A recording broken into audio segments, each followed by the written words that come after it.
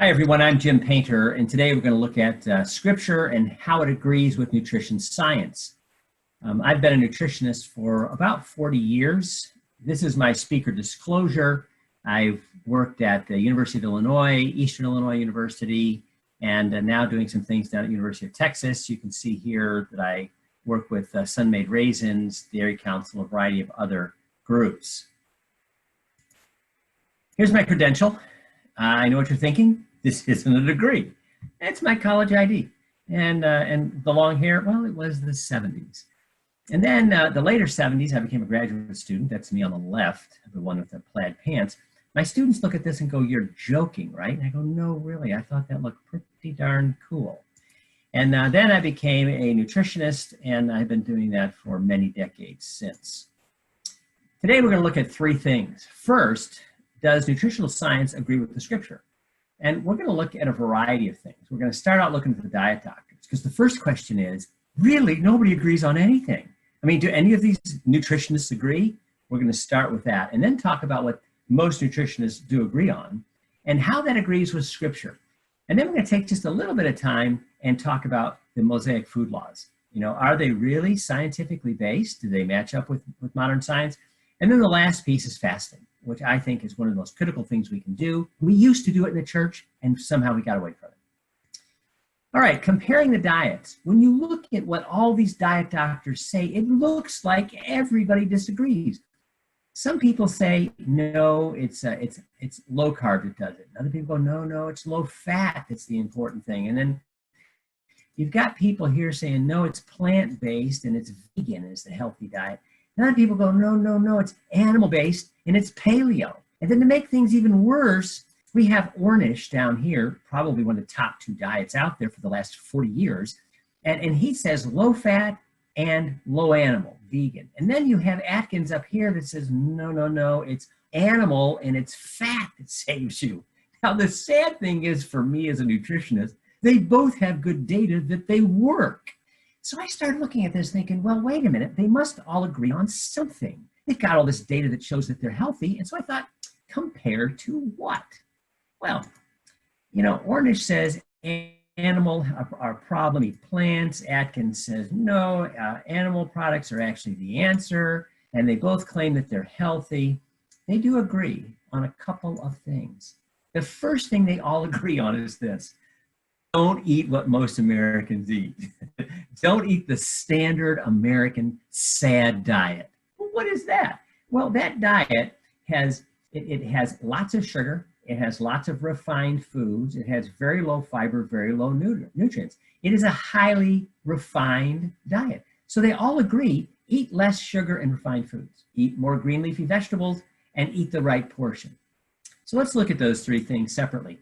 The SAD American diet is 55% highly processed food. Really? Yeah. I mean, I live on South Padre Island half of my life, and I walk down the beach, and there's hundreds and thousands of people, and they're all eating chips and cookies and pretzels and processed meats and soda. They don't eat an food that entire. You can see how 55% of our diet is highly processed. So this is a study that came out just a few years ago, and it looks at ultra-processed foods. And it says that 57% of the diet is ultra-processed foods.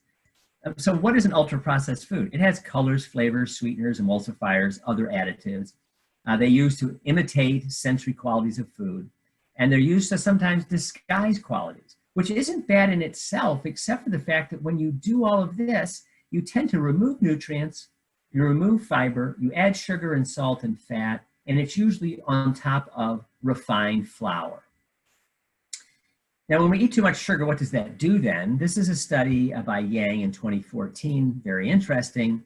It shows here in quintiles then of consumption. The lowest quintile compared to the next, and the highest quintile.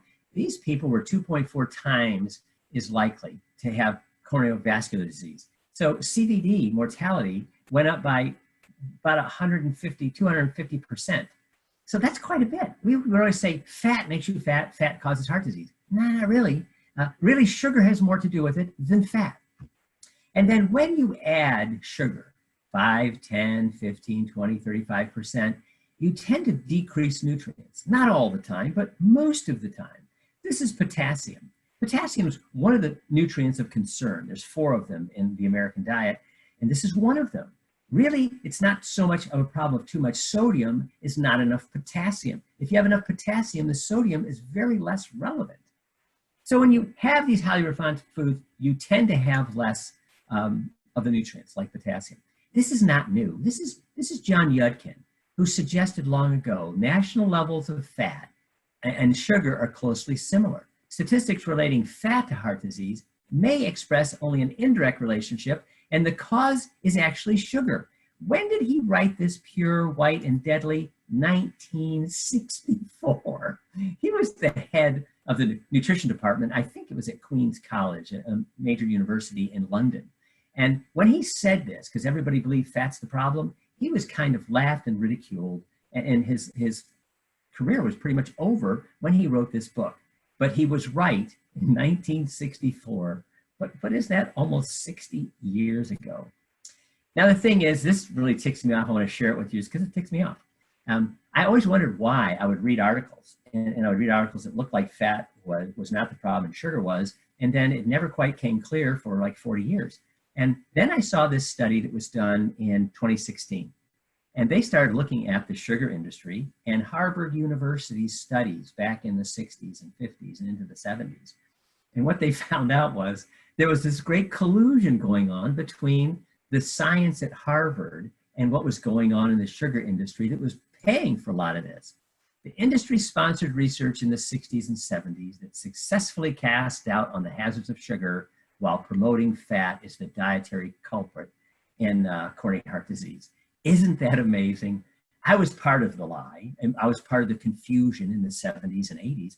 I actually taught that fat is bad, and maybe sometime we'll come back and talk about that. I've got a whole talk on, and you can go to my website if you like and find it, and it's on the failed theory of heart disease. Fat's not really the problem, much at all. All right, then evidence that saturated fat and sugar-related coronary heart disease. This is 2016, and Dean Nicolantonio said, "We urge dietary guidelines to shift focus away from recommendations to reduce fat and to reduce adding sugar." And so really, when you have these highly refined foods, they really are high in sugar. It's not just the United States, but it's all over the world. The World Health Organization has sugar guidelines for adults.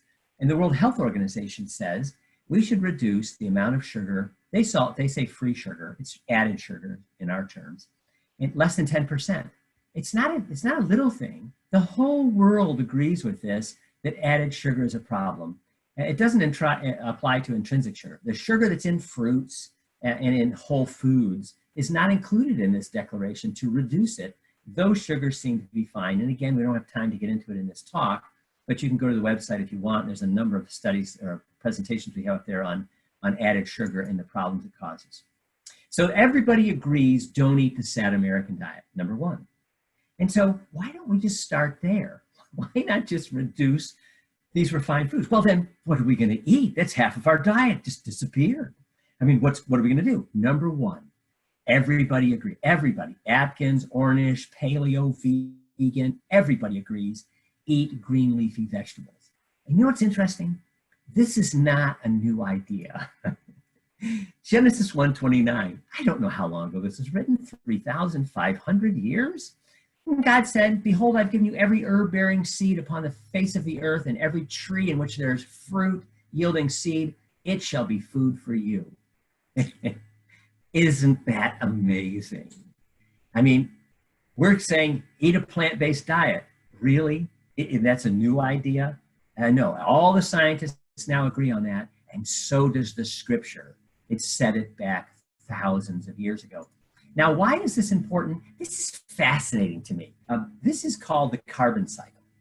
And so if you take your clothes off, put on your bathing suit, lay out in the sun for 3 days, you'll burn to a crisp and probably die because you can't absorb that energy from the sun. You need it, but you can't get it. So, but green plants are amazing. They do. What these green plants, the chlorophyll in these plants, they take carbon dioxide from the air and they take water from the ground and they pull it up and they hook the carbon dioxide and the water together, and they make carbohydrates. And in the process, oxygen is released into the air. Well, we breathe the oxygen, we breathe out carbon dioxide, and we have this amazing relationship with green plants. So what they do is they take the energy from the sun and they lock it in these carbohydrate bonds, and then it turns into glucose and into starch and into fats and into proteins. We eat that. We break it apart little by little, and we then get the energy from it. You know what's interesting? Take wood, which is the same glucose in the form of instead of starch this way, it hooks it this way, and it becomes a fiber, and you burn it. You add a little bit of fire to it, and it flames. Or gasoline, you put it in the ground, let it sit for thousands of years, and those carbon atoms get really more compact into petroleum products. You light gasoline, it explodes, but not in us. We break it down gently, one little piece at a time. It's called glycolysis. You take off little pieces of it at a time, and you take the energy out, and it turns into adenosine triphosphate, the energy molecule in our body, and it gently gives us the energy from the sun. Isn't that amazing? What an amazing system that God created to take energy from the sun and give it to us. Now, an example of a green plant is spinach, one of my favorites. Start with spinach. I mean, all these green plants do it, but I want to bring up this one because it's mild. So I'll take spinach and I'll throw it into a smoothie, put it in a dark colored glass so my grandkids can't tell it's in there, and they'll drink it, won't even know it's there. It tastes like strawberries or blueberries. 1 cup of spinach, 1 cup, 1 ounce of spinach, 7 calories, 1/2 of 1% of your calories for the day. And it gives you 181%.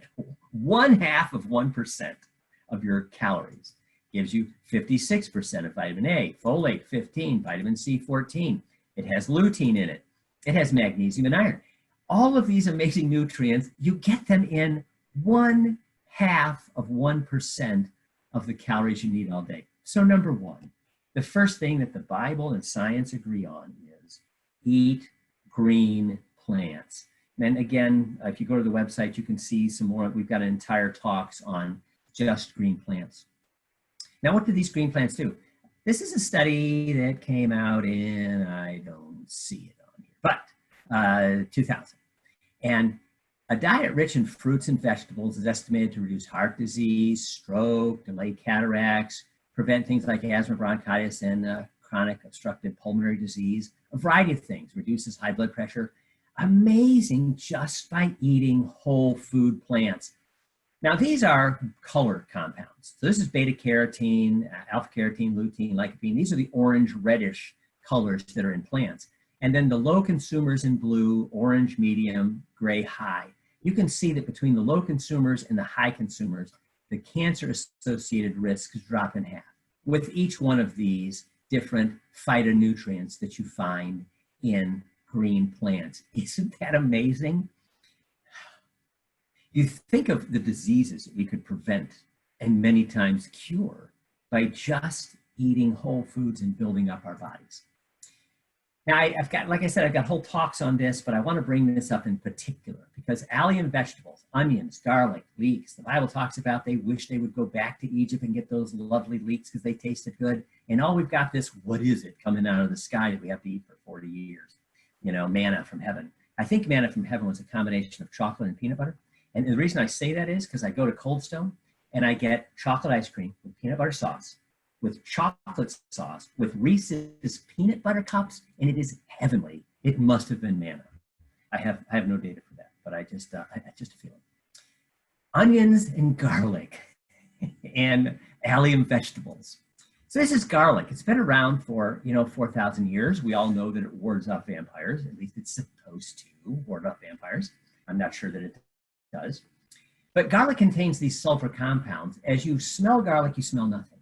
Until you crush it, you don't smell anything. But these organic compounds that come out are amazingly beneficial for us as humans. 1 clove of garlic a day can help reduce blood pressure and cholesterol levels. They're antimicrobial, anti-carcinogenic, it's antiviral in this day. So this is April 10th, and we're all shut in around the world. And I've been putting up a couple of podcasts. You can go to the website or my LinkedIn account, and we put some things up there about antiviral fruits and vegetables, spices and herbs, and what you can do. But there's so much data on garlic. Before we had penicillin, they would take garlic and put it into wounds, and it would work against fungus and bacteria and a whole course of funny things. So this body is an experiment. And so I learned that this is probably antiviral, antimicrobial. And so I had a wart on my foot. And so they used to dip my foot in formaldehyde. I said, isn't that what you pickle dead people in? And they said, yes, it is, but you're pickling my foot. So it wiped out the bottom of my foot, but the wart stayed. And so I took some garlic, I smashed it up, I put it on a Band-Aid, and I stuck it on my foot. And it really burned. But within about 3 or 4 days, I took it off, and gradually, within just a couple of days, the wart disappeared. After I had been trying to get rid of it for maybe a year. And one time when I learned this, I scratched my back, and right there underneath my belt, I got some kind of a weird whatever it is. I don't know what it is. I didn't go to the doctor, but I thought, garlic. And so I took a big bulb of garlic, I smashed it up on this big, Band-Aid, and I stuck it on my back, and I left it there for a day. And then I read, do not put garlic on your skin for more than 15 minutes or it'll burn. Well, I don't know what that was on my back, but within 24 hours, I put it on there, I pulled it off, and whatever it was gone. But I had this big red burn mark on my back for 3 months, but it killed it, whatever it was. So you don't get garlic. When you smell a bulb of garlic, it smells like nothing. Until you crush it, you don't get any of these good compounds. And so this is a defense for the garlic. A bug comes up and bites the garlic, and this funny smell comes out, and the bug goes, you've got to be kidding me, and it leaves. And so you've got to chop it, crush it, do something to it to get these compounds to form. Once they do form, they're pretty indestructible. And you can cook it, beat it, sit it around for months, and if it still smells, it's still there. So these diallyl sulfides are just amazingly potent phytonutrients for a variety of these disease states. And again, there's more about that if you want to read up on it. This is one study on effective aged garlic on prostate cancer cells, growth suppression. And all this shows is as you add more of the garlic, in 24 hours, 48 hours, you see a reduction in prostate cancer cell lines. This was done in a petri dish. This wasn't a in vivo study. But there's lots of studies out there about the beneficial effects of garlic. If there's one thing that, besides green plants, eat those green plants, and people always tell me, how come everything that tastes good for me is bad for me? And how come everything that's bad for me tastes so good? It's not true. You can actually take food and put garlic and onions and spices on it and have it turn into the most wonderfully delicious foods. We've got a couple of talks on the web on nutrition in disguise. Make it delicious, make it nutritious, and make it healthy by stealth. And so garlic is just one piece of that puzzle. How much do you need? Just 1 to 3 cloves a day. I did a study with my students, and so we took spaghetti and we gave them a cup of tomato sauce, and they ate it, and okay. And then I put 1 clove of garlic per cup, and they said, this is good. We don't know why. And then I put 3 cloves in, and they go, oh, it's garlic. This tastes delicious. And so I said, let's see what happens with 20. So I put 20 cloves in there, and the students go, hot. Okay, 20 is too many, but you don't need that many anyway. And so you can get all you need in 1 to 3 cloves a day. There's a lot of things in life, in nutrition, that are good for you, but it's difficult to get an efficacious dose of them to do anything. Garlic, you can, and it makes things taste good too. During this COVID shut-in, I've been taking garlic, onions, mushrooms, almost every day. I have time now. I never had time. And I always ate out. I ate out half of my meals because I travel all the time. And so now I'm home and I'm making these delicious, I'll put garlic and onions together and I'll put them together. And again, we've got a little thing on my website, Dr. Jim Painter, I think, .com. And you can go there and there's a thing on COVID-19 and there's some information there about these different herbs and spices and what you can do to make things taste good. All right, just 2 herbs. There's so many herbs we could talk about. I've got entire talks on this. Again, you can look them up if you want. This is rosemary. Really tasty. It is this really potent antioxidant. It's more potent than butylated hydroxytoluene, BHA, and BHT. These are things that are in packaging a lot to be antioxidants, to preserve food. Stronger than them. And so this is just little mice. And this is 5, 10, 15 weeks. They gave them a little cancer-causing agent, and pretty much all of them were dead in less than 15 weeks. Then they gave them a little bit of rosemary, 1.2 milligrams. They gave them more rosemary, and the cancer didn't hardly get started. And so there's just lots of evidence out there about the beneficial effects of garlic. And then turmeric, there's so many things to talk about. This is the only other one. It's 28% of curry powder, and it's the yellow color. It's the poor man's saffron. You want to, make something yellow, put saffron in it, but it costs thousands of dollars. And this stuff is just very inexpensive. And so turmeric, though, does some amazing things. This is just looking at the placebo. Again, they gave these little mice a cancer-causing agent. Most of them got cancer. They gave them Taxol, which is a fairly common cancer drug. I know nothing about it because I'm not a medical doctor. I have my PhDs in nutrition. And then you gave them curcumin and it cut it down more. You put the two together and it really works synergistically. Quite amazing. What we choose to put into our mouth has an effect on how we do almost instantaneously with many things. Some things take a while to build up, others do not. All right, the last part of this first section here is eat the right portion. Nutrition scientists agree to reduce portion size. I don't know why that left it there. And the scripture talks about gluttony. If you're prone to eat too much, put a knife to your throat. Well, that's pretty drastic. I don't suggest we do that, really. Drunkards and gluttons shall come to poverty. Your drowsiness shall take you over and become a poor man.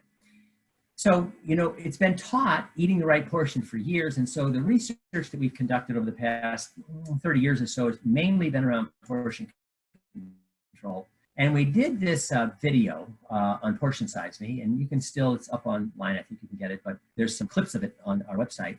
And then we went to CBS Morning Show, and we did a little thing. I think this will work. I want to show you this. It's about 2 minutes. We continue our special series this morning with a look at ourselves. To put it quite simply, we are a nation of overeaters. But good news is there's some simple things that all of us can do about it, and Early Show consumer correspondent Susan Cookman has details. Good morning, Susan. Good morning, Hannah. Believe it or not, you can eat fast food, chocolate, candy, and cookies and still shed pounds. You're about to meet a professor who says it all comes down to something very simple: portion control. Pizza, burgers, fries. We think they're the enemy in the battle of the bulge, but maybe not. Yes, you can eat all those things and lose weight. Nutrition expert Jim Painter says it's not so much. What's interesting? They interviewed me for 5 hours. And then this little video, they talk for about 4 minutes and I talk for about 23 seconds. And when I say all this stuff, the final thing they come up with is, sure, you can eat whatever you want, which is really not what I said, but okay, fine. They do better than that first sentence as we go on here. What you eat, but how much you eat. He proves it in his documentary, Portion Size Me, where he puts 2 of his students on. I want you to watch Aaron eat this pizza. He was the shot putter on the track team at Eastern Illinois University, where I taught for many years, where Jimmy G was from and Tony Romo was from, the only 2 people famous that ever came out of the university. But look at the way he eats. He's a human eating machine. A 30-day fast food diet. They both ended up losing a couple of pounds. Their blood cholesterol levels dropped. Their blood lipids stayed normal. Their liver enzymes stayed normal. Everything was fine if they ate the right portion. And this was eating fast food every day. Just lunch and dinner. And they ended up losing weight. But getting the right portion size is getting harder. Painter showed us how portions have ballooned. This is a Caesar salad from 20 years ago versus today. Double the portion, double the calories. And same with the pasta and the meatballs. Same with the pasta and meatballs. Now, if you just say, give me the regular serving, it's going to be almost twice as much. And just look at a regular burger and fries from the 50s compared to now. But don't you think people want this? They don't want that. They really do. And so one of the problems is that we have this idea that more is better. And if you look at people's waistlines, they are more now. And it's not better. But is it possible to eat smaller portions and still be satisfied? Painter says yes. And to prove his point, he helped us set up an experiment. Ice cream. We invited this group of people to take part in an all-you-can-eat ice cream taste test. Take as much as you want. If you want to come back for seconds, you can come back for seconds. We started by splitting them into 2 separate groups. Group A was given a big scoop, big bowls, and big spoons. Group B was given a scoop, bowls, and spoons about half the. Now you can see the tiny spoon here. We had done this experiment before, but here we are on national news. And so I thought, what if I do this experiment and it doesn't work? So I went to Dairy Queen and I got the tiniest little spoon I could find, which is part of the experiment. That's okay. Size. As a result, Group A took huge portions and piled on the toppings. Once we weighed each bowl, they chowed down. Everyone in this group ate quickly. Most even came back for seconds. But watch what happened when we brought in Group B, the ones with the smaller bowls. They filled their dishes, but with smaller spoons, it took them more time to get to the bottom, and most quit after only. Now you have to feel sorry for this guy. He can't even hold the spoon. It's so little. And does he look familiar? This is 2006, and I was in New York City, and I went to an acting studio. And I got a bunch of young people over that were actors. And he is the guy, I think, he looks like him anyway, I think he is, I need to ask him sometime, from The Blind Side. He came over, this was more than 10 years ago, and he came over and he was one of the people. And so you can see he had a hard time eating. And so I asked him, I said, hey, do you want more? You finished your bowl? And he goes, no, doc, I'm fine. I said, really? And he said, yeah. I said, you must want more. He goes, no, I'm fine. So we finished the experiment and we brought the bowls out. And he saw that he had a small bowl and a spoon, and other people had bigger ones. And he turned to me and said, you cheated me, Dr. Painter, you cheated me. I said, no, I didn't. I asked you if you want more. He said, I want more now. Okay, so the question becomes, why was he satisfied in the beginning? And then when he found out he had a smaller bowl, he wasn't satisfied anymore. They asked two young ladies that question, and they have a great answer. One serving. Does everybody feel like they ate enough ice cream? Yes. Then we revealed the truth of our experiment and the result. Even though both groups told us they were completely satisfied, Group A, the one with the bigger bowls and spoons, ate twice as much as Group B. Are you surprised that you guys ate double what they ate? Absolutely, and I can definitely see how just the size of the bowls did it. Why? Now that's true. The size of the bowl did it, but the question is, why did it do it? This next lady, I would pay her $10,000 to say this, but I had to pay her nothing because it's on TV. And so I think she comes up with the answer. Listen to this. Do you think your group ate less? I guess because when you see that your bowl's full and then you eat everything in there, you feel that I had enough and that's all that you need. Jim? I think she's right. And I don't know why, if it's a hormonal thing or if it's just an evolutionary thing that we kind of gained over the years when we were, more hunter-gatherers and we were out there.